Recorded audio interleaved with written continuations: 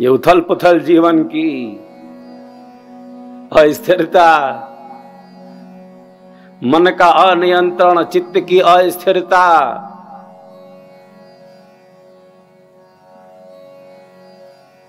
ये डमाडोल से स्थिति,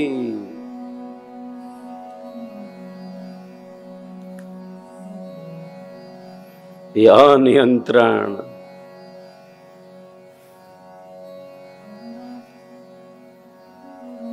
जीवन की सहजता, स्वाभाविकता, सरसता, सरलता को नष्ट न कर दे।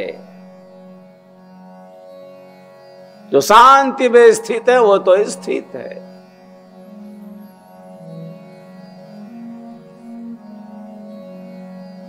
जो शांत है वो केवल वही नहीं शांत है, वो शांति की शक्ति का प्रकाश फैला रहा है। जिसका अंतःकरण जिस स्थिति में है उसी के अनुकूल वो प्रभाव डाल रहा है। जैसा मन है, जैसा जैसा मन है, जैसी जैसी बुद्धि है और जो चित्त में दबाव भरा पड़ा है, अहम की जो स्थिति है, जो जिस स्थिति में है उसी तरह के परमाणुओं को बिखेर रहा है। बंद कमरे में बैठा व्यक्ति अपने विचारों से दूसरों को प्रभावित कर देता है।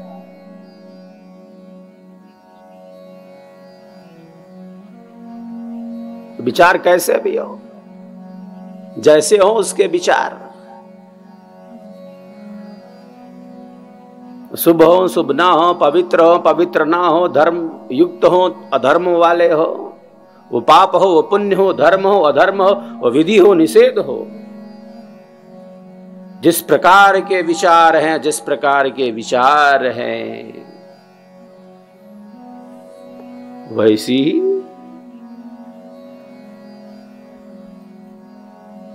स्थिति का प्रसार हो रहा है। विचारों से दूसरों को प्रभावित कर रहा है।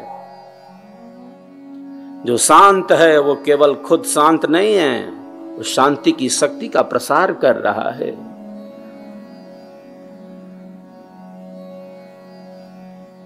जो अशांत है, अनियंत्रित है, अत्यधिक चंचल है, रजस बढ़ा हुआ है, तमोगुण में स्थिति है, वो खुद है, खुद नहीं है। केवल खुद रहता तो चलो भाई ये बड़ा,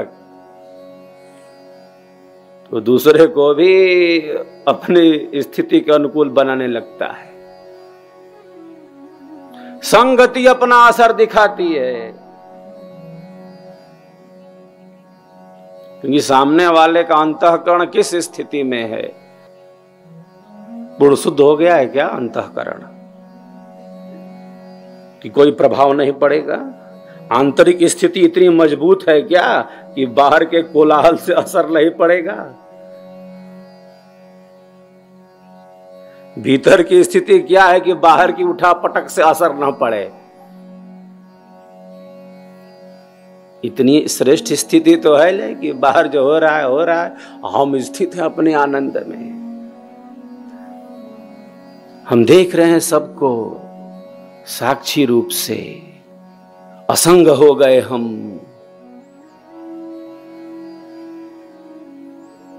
बाहर थोड़ा भी हिलता है तो इधर तो थोड़ा क्या हिलेगा, इधर तो भूकंप आ गया। उसको साक्षी रूप से देखने का भाव कहां है? क्योंकि उसमें आसक्ति इतनी है। तो बाहर के परिवर्तन से वो परिवर्तन जो बाहर हो रहा है वो जैसे भीतर में पूरा भूकंप ला देता है, क्योंकि अंतःकरण किस स्थिति में है? पूर्ण रूप से तो पवित्रता की स्थिति नहीं है। जो चीज जैसी है उसको वैसा जानने का पूर्ण प्रयत्न नहीं है। तो सुख दुख की आपोह में जैसे जीवन बीत गया, सुख और दुख की उहापोह में जीवन व्यतीत हो गया। सुखों की कामना में ही जैसे दुख मिलता जा रहा हो, और जो है उसका अनुभव नहीं हो रहा। बहुत सारी कामनाएं जो निरर्थक कामनाएं हैं, इच्छाएं हैं, जो धर्म युक्त नहीं हैं, जो ज्ञान युक्त नहीं है, जो विवेक युक्त नहीं है, ऐसी जो कामनाएं हैं, कामना बुरी नहीं है। काम पुरुषार्थ है। धर्म अर्थ काम मोक्ष, ये 4 पुरुषार्थ हमारे ऋषियों ने बतलाए। काम की निंदा नहीं है, यहां पुरुषार्थ है, लेकिन उसके पहले धर्म का स्थान है, विवेक का स्थान है। धर्म युक्त कामना श्रेष्ठ कामना है। कामना की पूर्ति हो, ठीक है, अच्छा है। कामना की पूर्ति हो बढ़िया है, और ना हो तब खराब है।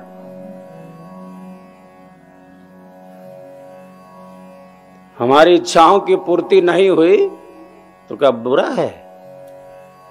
हम उदास हो जाते हैं, हताशा में चले जाते हैं, निराशा में चले जाते हैं, अवसाद हो जाता है। मानसिक रोग कितने बढ़ते जा रहे हैं, और इन रोगों से आक्रांत होकर ईश्वर का दिया हुआ यह जो महान प्रसाद है उसे ही नष्ट कर देते हैं। इसका हमें कोई अधिकार नहीं, क्योंकि हमारा है नहीं, दिया उसने है, हम नष्ट नहीं कर सकते। इच्छाओं की पूर्ति हो जाए तो चलो बहुत अच्छा, ठीक है। कामनाओं की पूर्ति हो जाए तो ठीक है, ना हो तब खराब है। जो साधक है, जो विवेकी है, वो समझ लाता है कि तब तो और अच्छा है, क्योंकि संसार के समस्त विषय दुख रूप हैं, दुख रूप हैं। एक सुख में 4 प्रकार के दुख मिले हुए हैं। परिणाम दुख है, ताप दुख है, संस्कारों का दुख है, गुण वृत्ति विरोध का दुख है। एक संसार के सुख में एक नहीं 4 प्रकार के दुख मिले हुए हैं, 4 प्रकार के। तो कामनाओं की पूर्ति ना हो और दुख का अनुभव हो, अगर ये दुख हमें प्रभु भक्ति के पथ पर बढ़ा रहा है, ये दुख हमें आत्म कल्याण के पथ पर ले जा रहा है, तो ये दुख है, अरे ये तो आनंद में जैसे ले जाने वाला है। ठोकर लग गई और रास्ते का ज्ञान हो गया, कैसे चलना है इसका बोध हो गया, तो वो ठोकर लगना कितना जरूरी था। दुख मिलने पर, संसार में दुख मिलने पर, प्रभु प्रेम में, ईश भक्ति में, धर्म के संचय में प्रवृत्ति बढ़ गई, तो ये दुख बुरा है क्या? ये जो कामना पूरी नहीं हुई थी, एक कामना पूरी होगी तब तक दूसरी आ जाएगी। वो तो क्रम चल रहा है, वो कहां रुकने वाला है। अग्नि में घी डाल रहे हैं तो अग्नि शांत होगी और बढ़ेगी। एक कामना पूरी है तो दूसरी आ गई। मन को संसार के विषयों से, संसार के भोगों से शांत नहीं किया जा सकता। छलनी में गौ माता का दूध इकट्ठा नहीं किया जा सकता।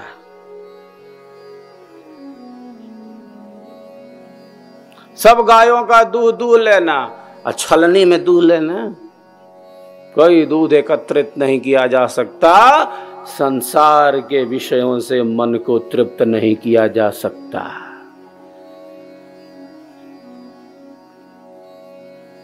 एक महात्मा जी बैठे हैं नदी के किनारे,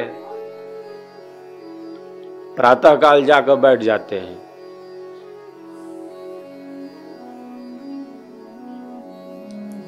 पहाड़ी नदी है,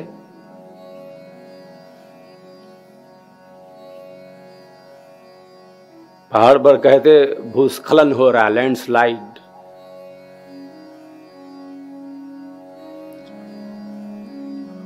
बादल फट जाते हैं कभी, ये सब दुख है। हमारे ऋषियों ने संसार के समस्त दुखों को 3 वर्गों में विभक्त किया, आधिदैविक, आदि भौतिक और आध्यात्मिक। और आध्यात्मिक दुख भी 2 प्रकार का, शारीरिक और मानसिक। मतलब विषय दुख रूप हैं संसार के। महात्मा जी बैठे हैं नदी के किनारे, पहाड़ी नदी है, प्रातःकाल जाकर बैठ जाते हैं। दोपहर हुई, शाम हो गई, महात्मा जी बैठे के बैठे हैं, वो बैठे के बैठे हैं। वो नदी नहीं पार कर रहे। गांव वाले पूछते हैं, महात्मा जी आप नदी क्यों नहीं पार कर रहे? ये तो छोटी पहाड़ी नदी है। जब नदी रुक जाएगी, जब नदी बहना बंद कर देगी, तब मैं नदी पार करूंगा। जब नदी बहना बंद कर देगी, जब नदी रुक जाएगी, तब मैं नदी पार कर जाऊंगा। महात्मन, ये नदी तो रुकने वाली नहीं है। महात्मन, ये नदी रुकने वाली नहीं है, ये तो बहती जा रही है, ये बहती जाएगी। आपको इसी नदी में चलकर पार जाना होगा, ये रुकने वाली नहीं है। ये रुक जाएगी तो आप पार करेंगे। ये बहती जा रही है और बहती जाएगी। आपको इसी नदी में चलकर पार करना होगा। महात्मा जी कहते हैं कि मैं भी तो यही कहता हूं। आप कब प्रभु भक्ति के पथ पर आओगे? ये जो नदी है संसार की, ये तो बहती जाएगी। ये संसार के भोग तो कहां शांत होने वाले हैं, कहां रुकने वाले हैं? ये संसार के भोग कहां रुकने वाले हैं? ये संसार कहां रुकने वाला है? जो चल रहा है वही संसार है। आपको रुकला होगा ला, वो तो चल ही रहा है।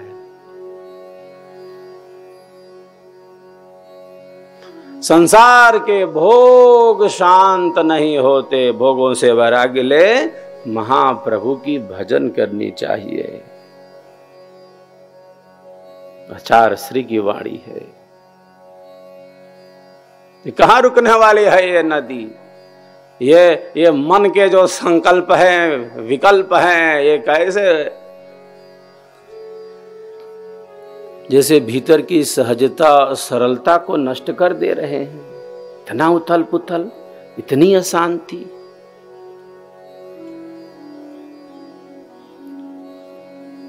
कौन हूं मैं, कौन हूं मैं, कहां से आया? कौन हूं मैं, कहां से आया?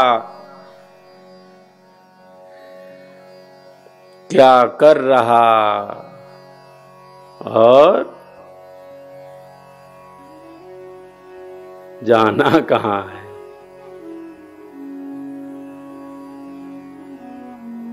यही तो प्रश्न जिज्ञासु करता है।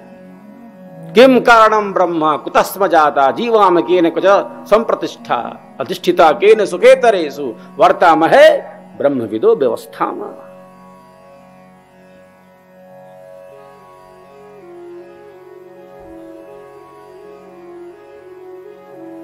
कौन हूं मैं, कहां से आया, क्या कर रहा और जाना कहां? ये 4 है। कर विचार मैं कौन हूं, ब्रह्म को जगदाधार, कैसे जग उत्पन्न है, लीन कौन विधि पार, कौन सत्य कर्तव्य है, दुख सुख कैसे होए, बद्ध मुक्त के ही भांति सो ग्रहण करो सत सोए। तो श्रेष्ठ विचारों से हमारा जीवन का जो पथ है निरंतर श्रेष्ठता में गतिमान रहता है। विचारों की यह शक्ति है, मन के संकल्प की यह शक्ति है, श्रेष्ठ संकल्प की यह शक्ति है, जो हमारे अंतःकरण को शुद्धि के पथ पर ले जाती है।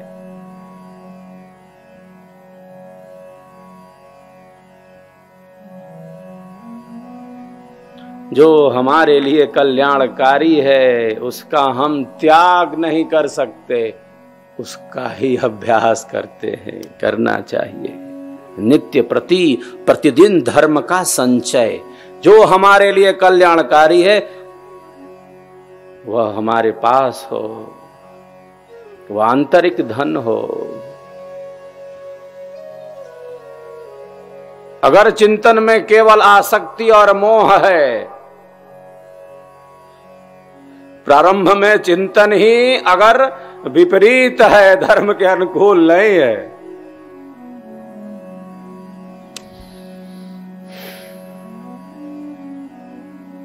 तब अशांति है। प्रथम चिंतन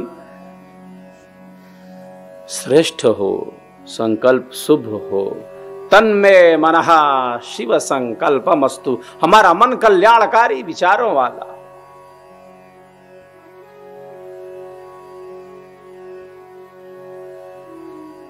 सर्वप्रथम यह नहीं है तो मनोविकार जैसे जीवन को लूट ले जाएंगे, जीवन की सहजता, सरसता, सरलता को नष्ट कर देंगे।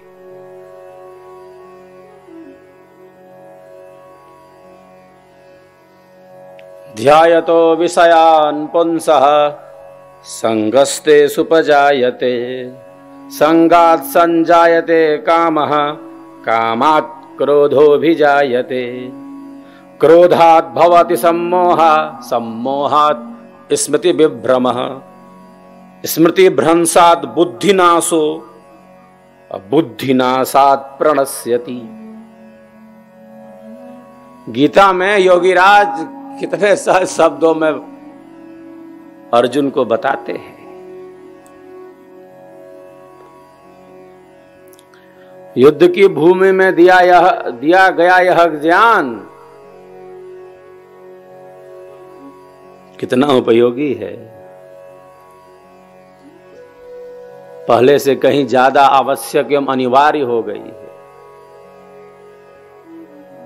जब आज से 5000 साल पहले युद्ध के मैदान में अर्जुन के लिए यह विद्या उपयोगी हुई, तो आज उसकी उपयोगिता पहले से कहीं ज्यादा है, क्योंकि युद्ध बढ़ रहा है, युद्ध बढ़ रहा है, अनियंत्रण बढ़ रहा है, असंयम बढ़ रहा है, विचारों का युद्ध कितना बढ़ गया है, अशांति बढ़ रही है। मैं बराबर कहता हूं, भारत इसलिए भी विश्व गुरु है, यहां युद्ध के मैदान में जब दो सेनाएं एक दूसरे से युद्ध के लिए तत्पर हैं, जब दो सेनाएं युद्ध के लिए तत्पर हैं, ऐसी युद्ध भूमि में भी ब्रह्म विद्या का ज्ञान दिया जाता है, मन के नियंत्रण का उपदेश दिया जाता है, ईश्वरी ज्ञान का वर्णन किया जाता है। इसलिए भारत विश्व गुरु है।